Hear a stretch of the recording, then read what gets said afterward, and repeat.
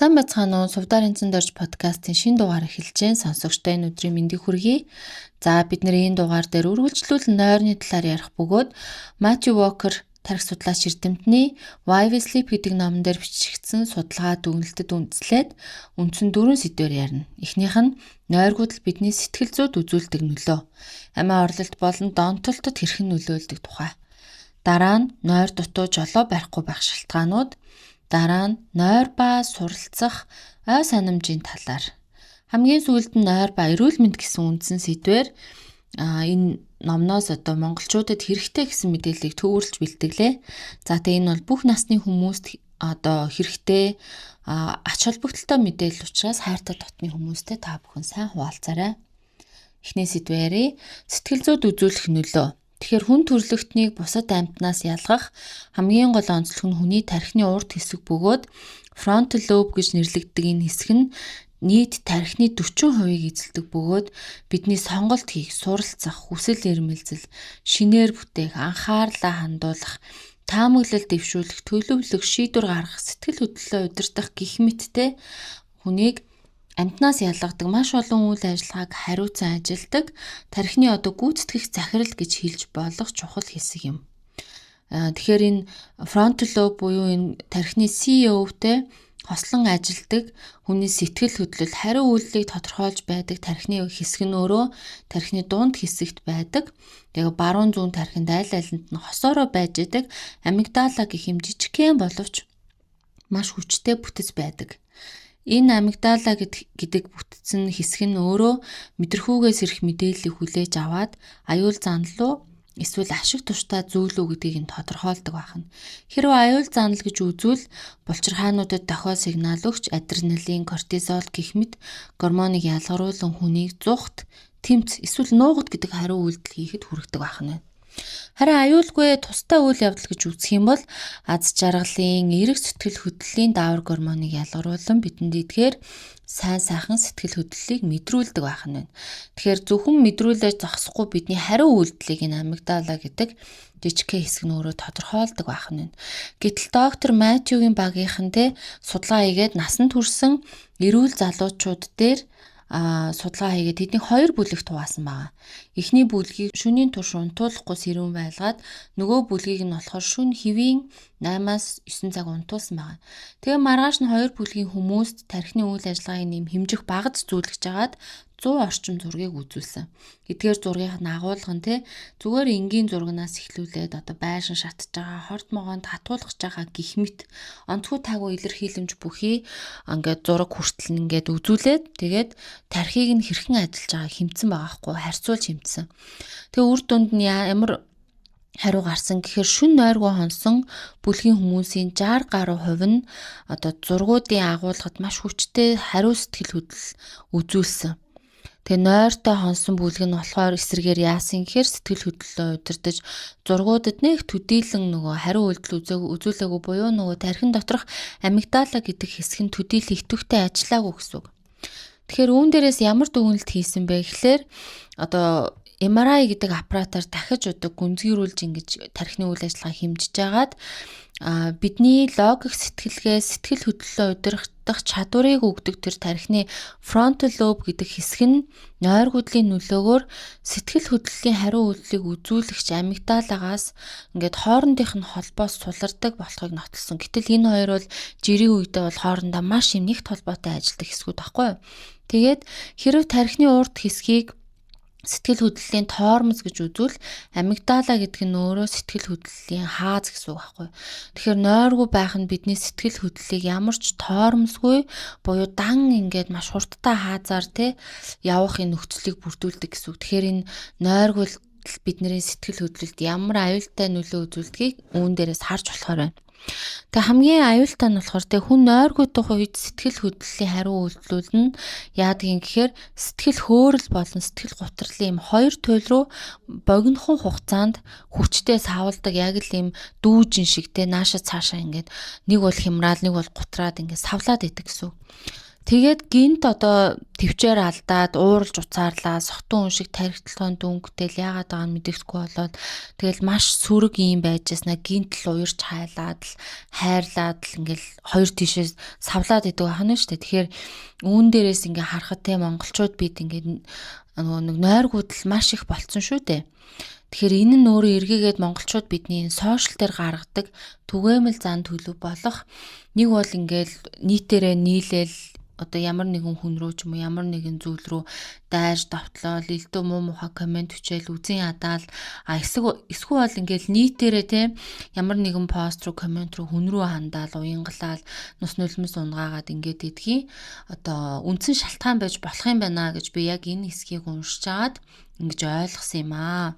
Тэгэхээр үргэлжлүүлийн ярцгай сэтгэл хөдлөлт үзүүлэх нөлөөг нь тэгэхээр яг иймэрхүү төрлийн судалгааг Японд мөн хийсэн бөгөөд ингэхдээ яасан гэхээр нөгөө бүтэн шөнийн турш унтуулахгүй биш 5 өдрийн турш өдөрт 5 цаг унтуулах байдлаар энэ судалгаа хийж үзсэн. Тэгээд үр дүн яг адилхан буюу энэ тархины урд хэсэг сэтгэл хөдлөлийг хариуцсан хэсэг хоёрын хоорондын уялдаа хамтын ажиллагаа нь ингээд сулраад тэгээ яасан гэхээр сэтгэл хөдлөл нь тоормосгүйгээр дан хаазан дээр гიშгэж явж байгаа юм шиг ингээд хоёр туйл руугаа хүчтэй савлж исэн гэдэг ийм дүгнэлтэнд хүрсэн байгаа даа. Тэгэхээр нойргууд нь цаашлаа те хоёр туйл сэтгцэн эмгэгтэй хүмүүст бол маш хурц нөлөөлдөг гэж номон дээр бичсэн байгаа.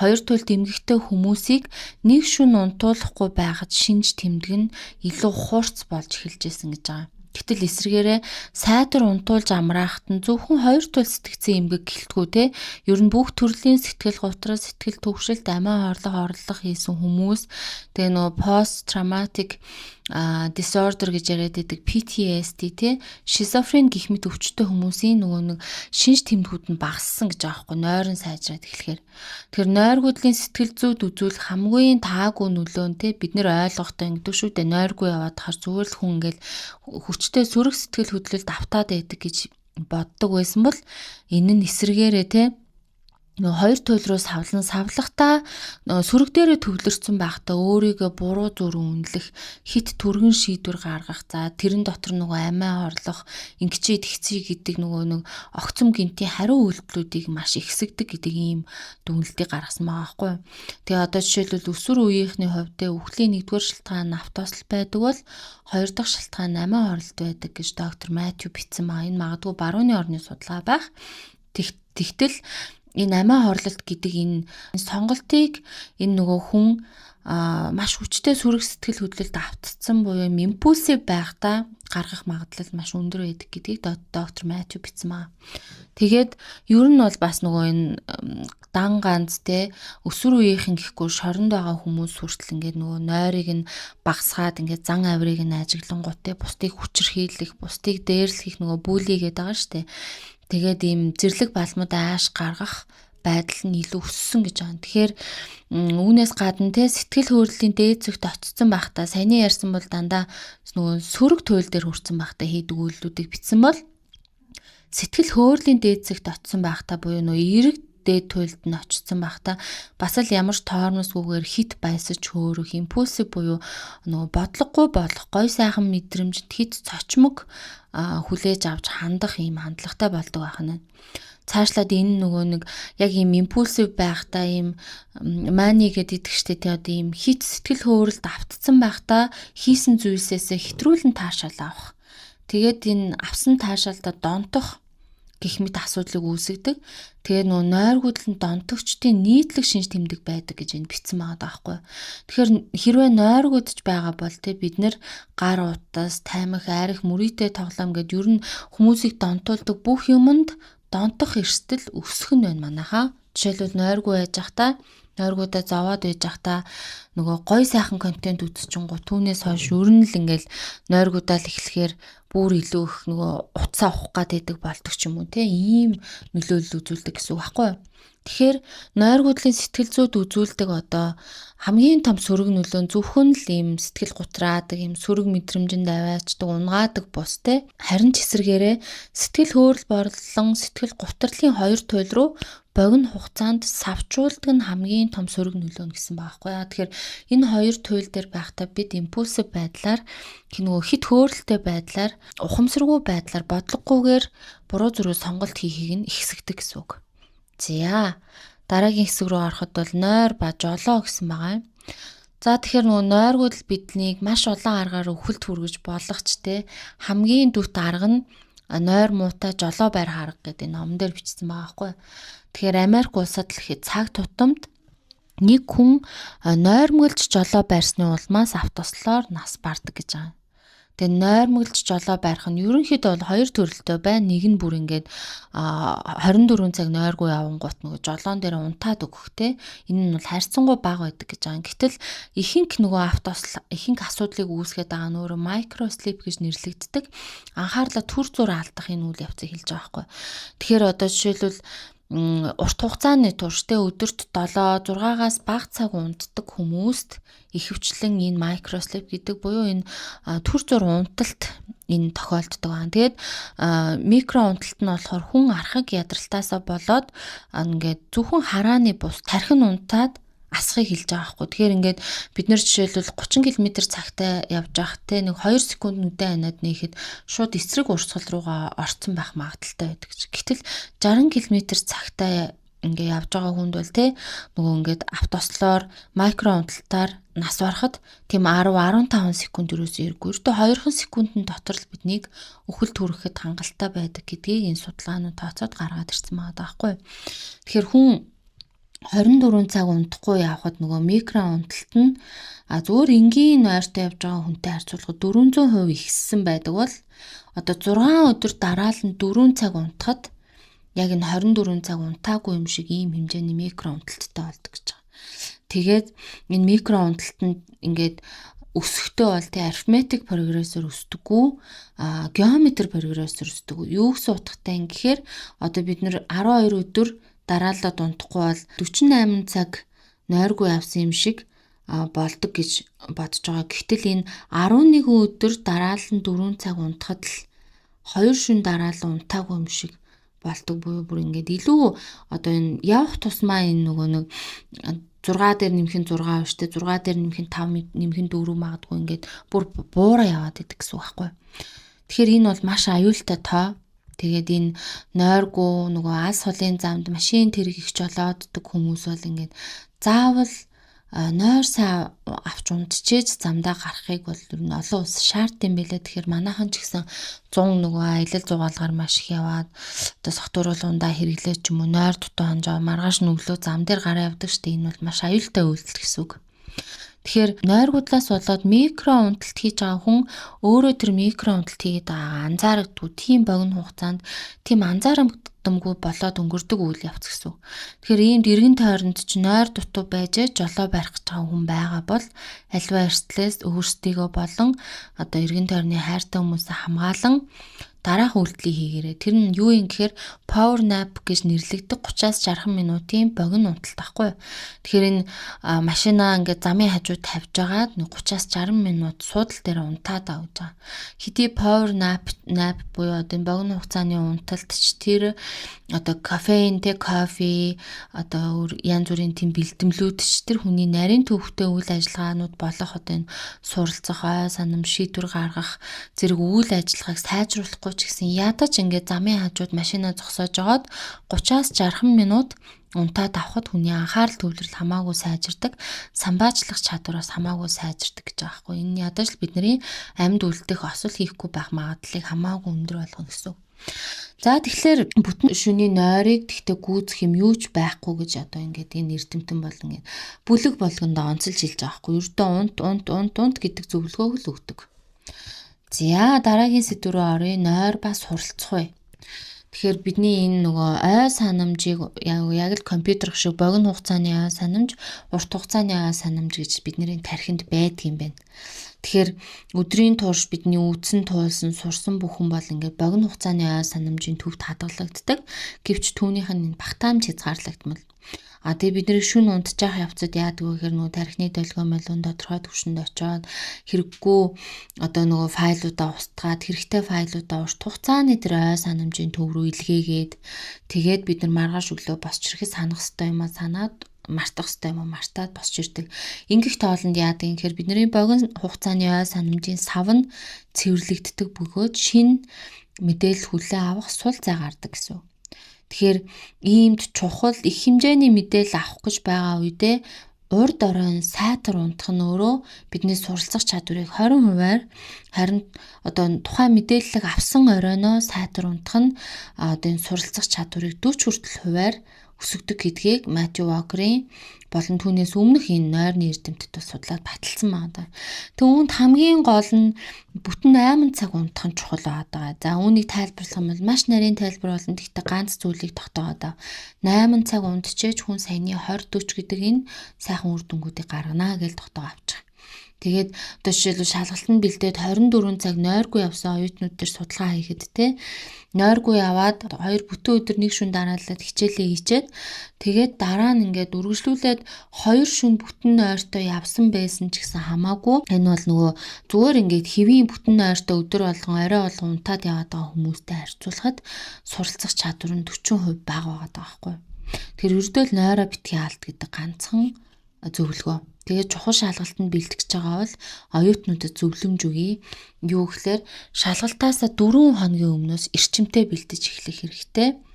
За тэгээ яах юм гэхээр 4 хоногийн өмнөөс эхлүүлээд ингээд маш чанартай 8 цагаар унтна. Орой болго 8 цагаар унтна. Тэгээ өдөртөө болохоор сайтар нөгөө ингээд юмнуудаа давтаад энэ чухал энийг заавал цээжлэн гэд хооронд нь холбоос хийгээд те ингээд сайтар суралцаад яадгийн гэхлээр энэ Матью Вокер эрдэмтний судалгаан дээрээс ингээд мэдээлэл авсны дараа 2-3 дахь өдөр дээр нь сурсан зуулынх нь нөгөө нэг тархиных нь эргэлт холбоос нь улам батчаад улам урт хугацааны улам тод юм аа санамж болоод идгийг баталсан байхгүй. Тэгэхээр ингээд нөгөө шүн ерөөсөө нойроо алдахгүйгээр ингээд яг 2-3 өдөр өнгөрөхөд тэр 2-3 өдрийн өмнөх мэдээлэл маань улам батчдаг гэдг нь нотлогдсон байгаа да. За тэгээд оюутнууд бол те нөгөө нэг доктор Матью ч өөрөө Харвардын их сургууль өөр зөндөө олон сургуульд ингээд хичээл заадаг, ихтгэл заадаг хийдэг юм профессор хүн байгаа даахгүй. Тэгэхээр оюутнууд ихэвчлэн улирлын болон жилийн эцсийн шалгалтаас болж нойргүй хондог гэдэг судалгааг өөрийнх нь суралцагч нар дээр хийсэн байгаа. Тэгээд тэдний суралцах чадварыг ой санамжийг, биеийн хөгжил, сэтгцийн хөгжлийг нь доройтуулдгийг одоо энэ нөгөө нэг нойргуудлан доройтуулдаг гэдгийг өөрөө мэдэх учраас те доктор Матью багш бусад багш нартай хандан одоо энэ нэг удаагийн шалгалт авч ингэж хүнийг дүгнэх нь өөрөө эдсэн хоолыг нь бүгдийг яг нэг доор нь ингээд маш их хоол идүүлээд бүгдийг яг нэг доор боловсруул гэж ингэж шаардж байгаатай адилхан гэж аахгүй. Тэгэхээр оронд нь баг багаар хоолыг идүүлээд эцснийхэн дараа боловсруулах хугацаа олгоод дахиад баг багаар идүүлээд дахиад боловсруулад буюу те ганц шалгалтаар дүн гаргаад хэмжчих бус одоо энэ сургалтынхаа агуулгыг жижиг хэсэгт хуваагаад баг багаар нь дүгнээд нэг пейперээр дүгнэ нэг одоо нөө судалгааны ажлаар дүгнээл нэг эсээгээр дүгнээл нэг эрсээр нь дүгнээл ингэж тэгээл нөө сургалтанд оролцож байгаа оролцоогоор нь дүгнээч гэдэг юм уу те ингээд баг жижигээр үнэлээд явах нь өөрөө нөгөө суралцагчид ингэж нойр хоолгүй хэсэг хугацаанд ингэж хэтрүүлэн ачааллахгүй нойроо алдахгүйгээр буюу баг багаар яг сайхан бүтэн нойртой стресс багтай энэ тулгамдсан цагийн хуваар багтай хичээж суралцах энэ үйл явцыг дэмжинэ гэдэг ингээд санал болгосон байгаа даахгүй тийм урайлга гаргасан байгаа байхгүй. За тэгэхээр энэ суралцах нь өөрөө яг энэ хүний ой санамжтай маш их хэмжээнд холбоотой байдаг. Тэгэхээр ер нь л ой санамж ч гэсэн нойртой яг иймэрхүү холбоотой гэж ойлгочих хэрэгтэй. За дараагийн хэсэг нь юу юм гэхээр нойр ба эрүүл мэнд. Хөгжингүй орны ард иргэдийн хамгийн их айдаг хоёр өвчлөл бол зөнөгрөл болон хор тавдар гэсэн байна. Тэгээ нойр гудлын зөнөөрөлд хэрхэн нөлөөлдгийг яриа л да. Нөгөө Альцгеймер өвчин гэдэг байдаг штэ тий. Тэгээд энэ нойр гудал болон Альцгеймер өвчтний хоорондын хамаарлыг нэлээд сайн судалсан байгаа хгүй өөрөө болон бусдын судалгаан дээрээс ингээд нийлүүлээд бүр юм цогц дүгнэлт гаргаж ирсэн маань. Тэгэхээр юу гэсэн гэхээр Альцгеймертэй өвчтнүүдийн 60% нь ямар нэгэн нойрны эмгэгтэй нөгөө инсомниа гээл sleep өөр юу гэдэг л юм янз янзын нойрны эмгэгүүд гэдэг. Тэднэрээс дор хаяж нэгтэй нь байдаг. Дор хаяж 2 3 4 гэдэг шиг байж болж байгаа юм тий. Буюу Альцгеймер өвчтөй хүмүүсийн 60% нь юм хуурц бүр эмгэгийн шинжтэй нойр гуталтай гэдгийг судлаа гаргаад ирсэн байгаа байхгүй. Гэтэл нөгөө талаасаа бас нойргууд нь өөрөө хүний тарих өөрөө өөрийгөө нөгөө унтчих явцдаа цэвэрлэх тэр үйл ажиллагаанд нь саад хийснээр Альцгеймер өвчлөлт хүргэдэг тийм тархины үйл ажиллагаанаас ялгардаг тийм хортой бодис байдаг юм байл та. Тэднүүсийг нь одоо нөгөө тархинаас цэвэрлэж арилгахад саад болдог. Тэгээд энэ нь өөрөө энэ цэвэрлэгдээгүй бүрэн цэвэрлэгдээгүй хортой бодис нь тархинд хуримтлагтаад яг тэр гүн нойрыг өдөөдөг хэсгийг нь дарангуулаад тэгээд нойргуудаа тэгээд хүн Альцгеймер тусдаг гэдэг энэ чинь нөгөө нэг эргэх буцах холбоо байгаа зү. Нойргууд нь Альцгеймераа үүсгэн Альцгеймер эргээгээд нойргуудлыг үүсгэн гэх мэтчлээ. За ийм байдаг бахан байна. Би нэгэ нөхцөлдүүлдэг бахан байна тийм. За тэгээд энэ мэтчлэндээ нойр гэдэг сэдвийг одоо ингээ гүнзгий судлах тусам маш олон өвчний цаад шалтгаан болдог байх нь. Бидний сэтгэл зүйн төлөв байдлыг нөхцөлдүүлэгч байдаг байх нь. Бидний бүтээмжгүй, амжилтгүй байгаагийн бүх учир шалтгаан нь юу нь явж нойр дээр зангилагддаг байх нь. За бидний нөгөө хувь хүний personality буюу зан төлөвийн ааш аваар сонголт үйлдэл програм гэдэг энэ үндсэн одоо бидний үйл ажиллагааны гормыг маань шийдэгч хүчин зүйл нь бас л нойр байгаад байна. Тэгэхээр манай тархиа өөрчлөлт төвөн тийм монголчуудын дунд нойр гудлын асуудал ингэж их түгээмэл болсон байгаа, хурцтмал болсон байгаатай холбогдуулаад нойрны сургалт явуулж байгаа. Тэгээд энэ нөгөө Matthew Walker эрдэмтний Why We Sleep гэдэг номон дээрээс илүү их сайхан судалгаа, учир шалтгааны зүй тогтол зангилааг тайлаад энэ сургалтаараа бол ярина. Яагаад нойргуудад идгийг? Нойрноос буцаж унтдаг болохын тулд тэр зэс маа нөгөө ийм тан ууж биш те байгалийн нойроор унтахын тулд бид нэр тархитлагаа яаж ажилуулах ёстой юм? Ямар хөгжим сонсоо? Яах вэ хүүгээд ингээд манайх бол нөгөө тархи судлаач эрдэмтэн доктор Joe Dispenza гэдэг эрдэмтний одоо юм аргачлал дээр үндэслээд маш сайн унтуулад идэг өөрснийхөө аргачлал дээр үндэслээд нойрны сургалт хийсэн байгаа. Тэгэхээр хэрвээ та бүхэн нойргуудад зовж байгаа бол манай сургалтанд суугаарай. Төлбөрийн хувьд ч гэсэн харьцангуй хямд. Тэгээ хэдийн онлайн сургалт ч гэсэн бид нэр дандаа лайваар хичээл ордог учраас амьд харилцаатай, чөлөөтэй асуулт хариултанд хариулаад их сайхан үр дүнтэй болдог шүү. За тэгэхээр та бүхэнд бүтэн нойрыг хүсье. Сэтгэл зүйн эрүүл мэндийг өрөөе. Эрүүл амьдралыг хүсье. Тэгээ дараагийн подкастаараа уулзтлаа. Түр баяртай.